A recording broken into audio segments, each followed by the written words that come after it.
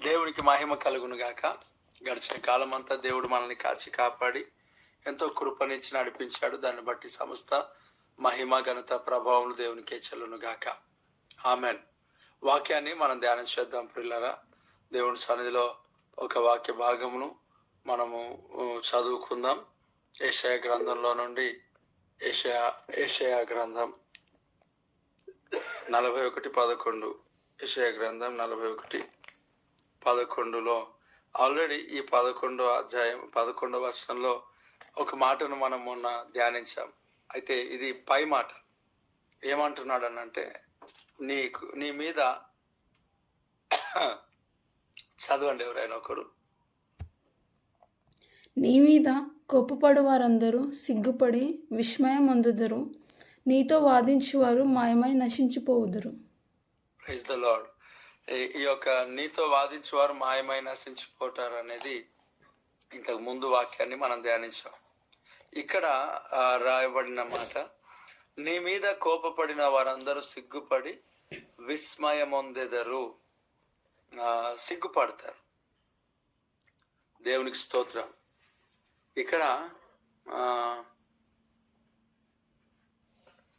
దేవుని సన్నిధిలో ఎవరైతే నీ పైన కోపగించుకుంటున్నారో వారు సిగ్గుపరచబడబోతున్నారు. అవును, మనం పనిచేసే స్థలంలో ఎక్కడైతే పనిచేస్తుంటున్నారో, ఎక్కడైతే మీరు పనులలో ఉంటున్నారో, ఆ పనిచేస్తున్న ప్రతి స్థలంలో ఎవరో ఒకరు ఎప్పుడో ఒకరు ఒకసారి మన పైన కోపగించుకోవటం అనేది జరుగుతూ ఉంటుంటుంది. కొన్ని సందర్భాల్లో నార్మల్గా కొన్ని టైమ్స్ రావచ్చు, కోపాలు తాపాలు అనేటివి వస్తూ ఉంటాయి. అది ఓకే, దాంట్లో సమస్య ఏం లేదు. కొందరు జీవితాల్లో కొంతమంది చూడగానే పనులు కొరుకుతూ ఉంటారు.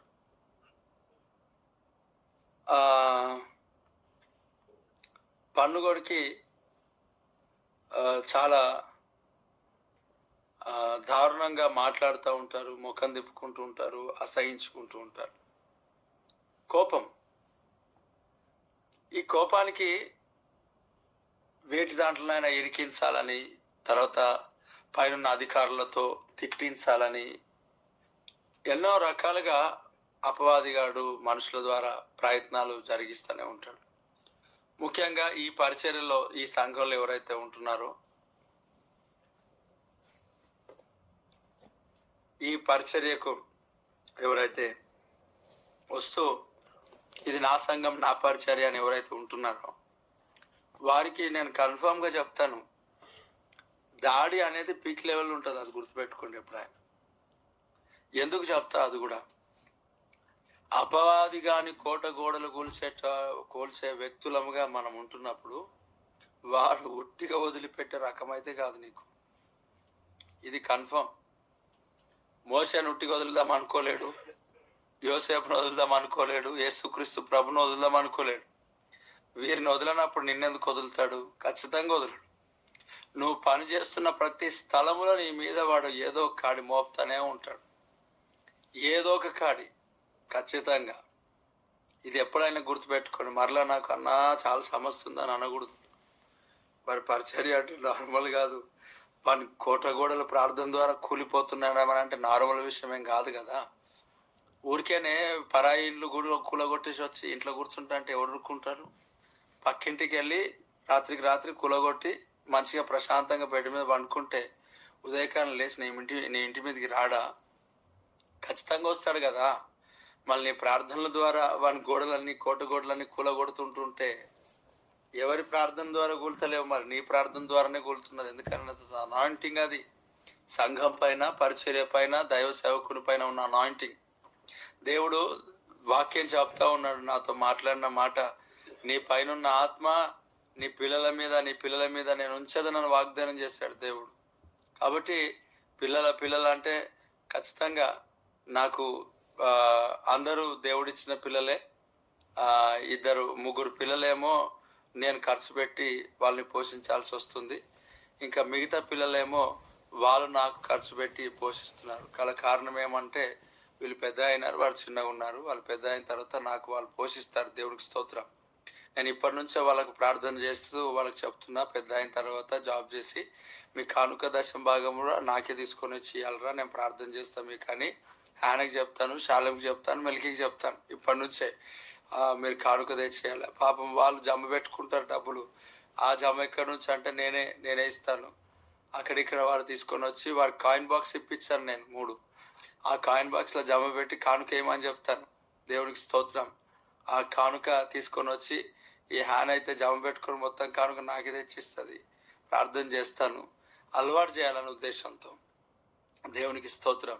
అలాగని చెప్పి నాకు తెచ్చిస్తుందని మీరు ఇంట్లో కాయిన్ బాక్స్ తెచ్చి మీ పిల్లల కానుక అంతా మీరు తీసుకున్నారు. ఆ పని చేయకండి. సంఘానికి తీసుకురావాలా చెప్పాలా. దేవుడికి స్తోత్రం.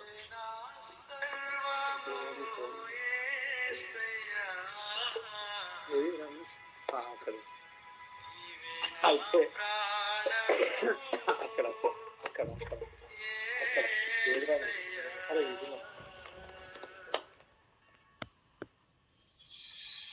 స్తోత్రం. అయితే ఖచ్చితంగా పిల్లలు అని అంటే దేవుడు ఇచ్చిన పిల్లలు.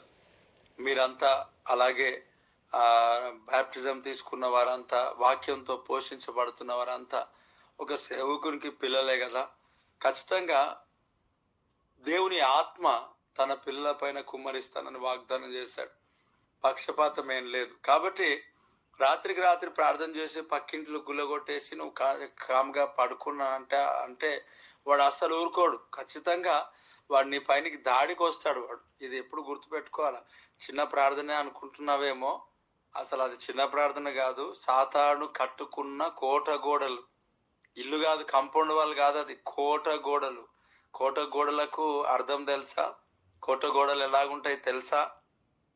మనకి కాంపౌండ్ వాల్స్ వేరు, మన ఇంటికి కట్టుకున్నాయి. కోటకు కట్టుకున్న కాంపౌండ్ వాల్స్ వేరు. సో కోటకు కట్టుకున్న కాంపౌండ్ వాల్స్కి మరి పెట్టాల, బాంబ్స్ పెట్టి లేపేయాల్సి వస్తుంది మొత్తానికి. అంతా ప్రాకారంగా కట్టుకున్న వాని కోట గోడలు సంవత్సరాల తరబడి వాడు సామ్రాజ్యాన్ని నిర్మించుకుంటే చిన్న ప్రార్థన ఉపవాసం ద్వారా నువ్వు కూలగొడతావా? కూలగొట్టి నువ్వు ఇంట్లో పడుకుంటే వాడు నీకేమనకూడదా? కూలగొట్టి నువ్వు జాబ్కి వెళ్తే వాడు నీకేమనకూడదా? కూలగొట్టి నువ్వు జాబ్లో ప్రశాంతంగా ఉందామని అనుకుంటున్నావా? అస్సలు కుదరని పని అది. పంచాయతీలో అసలు వాడు తీసుకొని వెళ్తాడు.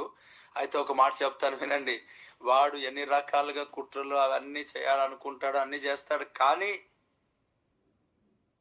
ఎవడైతే మనుషుల ద్వారా, ఏ మనుషులైతే నీ మీద కోపపడి ఎన్నిట్లోనైతే ఇరికిద్దాం, ఏదో చేద్దాం అనుకొని, పొడి చేద్దాం అనుకొని ముందుకు సాగిపోతారు కదా. వానికి తెలియాల్సిన విషయం ఏమనంటే అపవాదికి అగ్ని ప్రాకారం దేవుడు మనకు ఉంచాడని. అయితే దేవుని యొక్క వాగ్దానం ఏంటనంటే కూలగొడుతున్నాం కరెక్టే, వాడు మన పైనకి వస్తున్నాడు కరెక్టే, కోపగించుకొస్తున్నాడు కరెక్టే, మనుషులు మన పైన కోపగిస్తున్నారు కరెక్టే. అయితే దేవుడు ఏమంటున్నాడు అని అంటే ఎవడైతే మన పైన వాని రాజ్యాన్ని కూలగొట్టిన దాన్ని బట్టి ఎవడైనా మన పైన కోపగించుకొని వస్తే, మనుషుల ద్వారా కోపగించేటట్లుగా చేస్తే, నీ మీద కోపముతో మండిపడ్డ వాళ్ళంతా, కోపముతో విర్రవీగిన వారంతా, నీ పైన కోపపడిన వారంతా ఏం చేస్తారంట? సిగ్గుపడతారు. దేవునికి స్తోత్రం. ఏం పడతారంట? సిగ్గుపడబోతున్నారు. వారు ఖచ్చితంగా దేవుని సన్నిధిలో సిగ్గుపడబోతున్నారు. నీ మీద కోపపడిన వారందరూ సిగ్గుపడి విస్మయముందెదరు. దేవుడికి స్తోత్రం. అంటే అవమానపరచబడతారు. అవమానపరచబడతారు. దేవుడికి స్తోత్రం. నీ మీద కోపపడిన వారందరూ సిగ్గుపడి అవమానపరచబడతారు. అవమానం అంటే నీ మీద కోపపడి నీకే అవమానం చేద్దాం అనుకున్నారు, కానీ వారే అవమాన పాలైపోతున్నారు. దేవుడికి స్తోత్రం. నువ్వు పనిచేస్తున్న ప్రతి స్థలంలో దేవుడు నీ జీవితంలో గొప్ప కార్యాలు ప్రభు చేయబోతున్నాడు. నీ పైన కోపపడిన వారందరూ సిగ్గుపడతారు, అవమానపరచబడతారు. ఎవరు జయం పొందలేరు కదా. సిగ్గుపడతారు, అవమానపరచబడతారు. నిజంగా ఈరోజు ఈ మాటను బట్టి దేవుడు తనకు మహిమ తెచ్చుకున్నాడు. ఈ శ్రేష్టమైన వాగ్దానం దేవుడు మనకిచ్చాడు. ఓ వాగ్దానం పట్టుకో, నీ చేతిలో పట్టుకో, నువ్వు బయలుదేరేస్తున్నాములో వాహనం ఎక్కి. నిజముగా వాగ్దానం మనకున్నది, ఎవడు నిలబడలేడు. వాగ్దానం ఎదుట నిలబడాల్సిన పరిస్థితులు ఏమి లేవు. వేరే సముద్రం రెండుగా చీలిపోయింది వాగ్దానం ఎదుటగా. అవును, యోర్దాను రెండుగా చీలిపోయింది వాగ్దానం ఎదుటగా. నీవు వాగ్దానం పట్టుకొని సాగుతుంటున్నప్పుడు ఆ వాగ్దానం ఎదుటగా ఏది నిలబడలేదు, ఎవడు నిలబడలేడు, ఎవడు ఎదుటగా నిలబడలేడు. బ్రతుకు దినం అన్నింటిను ఏ మనుషులు నీ ఎదుట నిలవనేరడు, అంతే. Jesus name. నిన్న ఒక సహోదరునికి బాగోలేదు, అందరు స్తోత్రం చెప్తా ఉన్నారు. ఇంట్లో పడి పరిస్థితి ఇబ్బంది చాలా కష్టంగా ఉండే. నేను ఫోన్లో ప్రార్థన చేశాను. మొత్తానికి ఎవరికి ప్రార్థన చేయకూడదు అనుకున్నాను కదా, ఫోన్లో ప్రార్థన చేశాను. నాకు తెలుసా తగ్గిపోతుందని. కానీ ఫోన్లో ప్రార్థన చేసిన దాంట్లో ఎక్కువ అవుతుంది కదా అని చెప్పేసి ఆ కిందకి వెళ్ళి ఆ రూమ్లో అడుగుపెట్టాను. అంటే సంఘానికి వచ్చిన సేవకుడు తనకు బాగాలేదని చెప్పి సహోదరుడు ఇంట్లో పడుకున్నాడు. పడుకుంటే చాలా ఇబ్బంది, అంటే మొత్తానికి అటాక్ చేశాడు అపవాదిగాడు. ఆ చేతులు కాళ్ళన్నీ వంకర అయిపోతా ఉన్నాయి, మూతి మొత్తానికి వంకర అయిపోతుంది. భయంకరమైన సాతాను యొక్క అది దాడి. ఏం జరిగింది అని అంటే, పిల్లారా, నేను అనుకున్నాను, ఏంది ప్రభా ఇది, నా చుట్టే పడ్డారు, ఇదంతా చెప్తే వినరు, ప్రార్థనలో గడపరు, ఏం చేయాలా ప్రభా నేను అనుకుంటున్నా. కానీ ఏం చేద్దాం, మన సహోదరులు దేవుడు మనకి ఇచ్చాడు. దేవుడు వారు మంచిగా ఉన్నప్పుడు మనం పట్టించుకుంటాం, బాగలేనప్పుడు కూడా ఖచ్చితంగా పట్టించుకుంటాం. దేవుడు మనకి ఇచ్చిన బిడ్డలే కదా, ఎందుకు త్రోసేస్తాం. కాకపోతే ప్రార్థన ఫోన్లో ప్రార్థన చేద్దాం అనుకున్నా కానీ ఎంతటికి తొలగిపోకపోతే కింద రూమ్లోనికి ఇలా అడుగుపెట్టాను.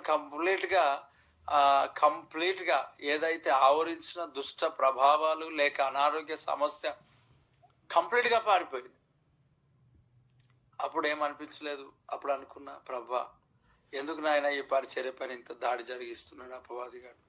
దేవా విజయాన్ని దయచేయి, నువ్వు ఎంతకాలం ఇలాగుంటావు నేను ప్రార్థన చేస్తున్నా. ఎందుకంటే సంఘంలో సహకరించే వ్యక్తులు కదా వారు, ప్రభు పనులు సహకరించేవారు. దేవుడు ఎంతో ఇంకా ఆరోగ్యం దేవుడు ఇస్తే వారు పని చేస్తారు కదా.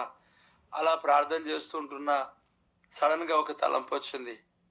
ఏమనంటే, ఇది దాడి జరిగింది కదా, ఈ దాడి జరగటం అనేది, అది దాడి జరగటం ఓకే, కానీ మరి ఇంట్లో అడుగు పెట్టగానే అపవాది కార్యాలు ఎందుకు పారిపోయినాయి అంటే, ఈ దాడి జరిగిన కారణం చేత నాకు అర్థమైంది.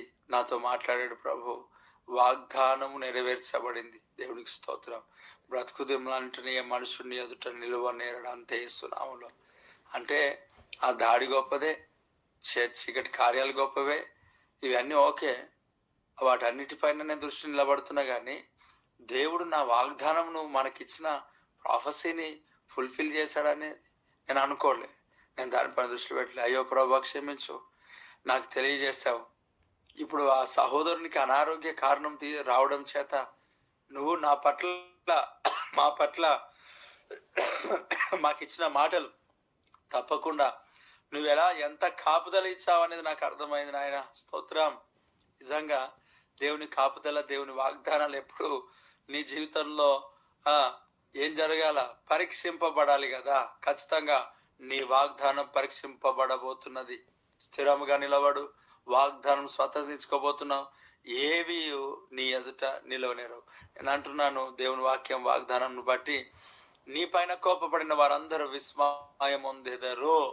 దేవునికి స్తోత్రం. సిగ్గుపడి ఏం చేయబడతారంట, అవమానపరచబడతారు. అంతే, సిగ్గుపడి అవమానపరచబడతారు. ఎస్, ఈ వాగ్దానం బట్టి రెండు చేతులు పైనకి ఎత్తి, దేవా ఈ వాగ్దానమును బట్టి, అవును, నీ కొలీగ్స్, నీ పైన అధికారులు సిగ్గుపడి విస్మయమొందుదురుగాక, సిగ్గుపడి అవమానమొందుదురుగాక. దేవా చుట్టుపక్కల వారు సిగ్గుపడి అవమానమొందుదురుగాక. వాగ్దానం బట్టి రెండు చేతులు పైకి స్తోత్రం చెప్దాం.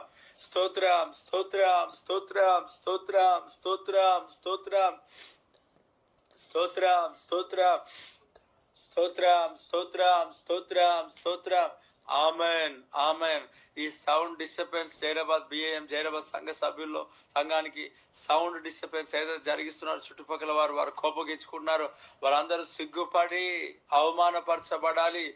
వాళ్ళకు మన భయము బెదురు వారికి కలగాలి, మన పట్ల వారికి ప్రేమ కలుగున్నట్లుగా రెండు చేతులు పైనకెత్తి స్తోత్రం చెప్దాం. స్తోత్రం స్తోత్రం స్తోత్రం స్తోత్రం స్తోత్రం స్తోత్రం స్తోత్రం స్తోత్రం స్తోత్రం. ఆమెన్. వాగ్దానాన్ని బట్టి స్తోత్రం చెప్దాం. స్తోత్రం స్తోత్రం స్తోత్రం. ఆమెన్. మహాగరుడ పరిశుద్ధురానికి వందనాలు తండ్రి. ఈ శ్రేష్టమైన వాగ్దానం మాకు ఇచ్చారు, నీకు వందనాలు. బిడ్డలు తిరిగి వారి పనులలో వారి స్థలాల్లో వారి ఏరియాస్ లో వెళ్తూ ఉంటుండగా, వారి పనులకు వెళ్తుండగా నీ సన్నిధి తోడుగా ఉంచి నడిపించండి. క్షేమం దయచేయి. ప్రయాణంలో తోడుగా ఉండు. ప్రతి విధమైన యాక్సిడెంట్స్, అపాయాలు, ప్రమాదాలు, మరణంలో అక్రమాలు కొట్టివేయి. ప్రతి చోట నీ సాక్షులుగా నిలబెట్టు. అనేకులకు కృపావాక్యమును, యూట్యూబ్ పరిచర్యను, ఈ యొక్క తండ్రి గూగుల్ మీట్ ని పరిచయం చేసేటట్లుగా బిడ్డలను అభిషేకించి నడిపించు. శ్రేష్టమైన సన్నిధిని అనేకులకు జాయిన్ చేసేటట్లుగా నడిపించు, నిలబెట్టు. రోషం కలిగిన క్రైస్తవులు రోషం కలిగిన నిజమైన బోధలో అనుసరిస్తున్న దేవుని బిడ్డల వలె ముందుకు సాగే కృపా భాగ్యం గూగుల్ మీట్ లో జాయిన్ అయిన ప్రతి ఒక్కరికి అనుగ్రహించి నడిపించి మాయం పొందుకోమని, రాకడకై సిద్ధపరచమని ముందున్న సమయాన్ని మీ చేతికి అప్పగిస్తూ స్తుతిస్తూ ప్రార్థిస్తున్నాను తండ్రి. ఆమెన్. ప్రతి ప్రార్థన, స్తోత్ర ప్రార్థన దేవుడు అంగీకరించి వాగ్దానం మన జీవితంలో నెరవేర్చబడినట్లుగా రెండు చేతులు పనికెత్తి స్తోత్రం చెప్దాం.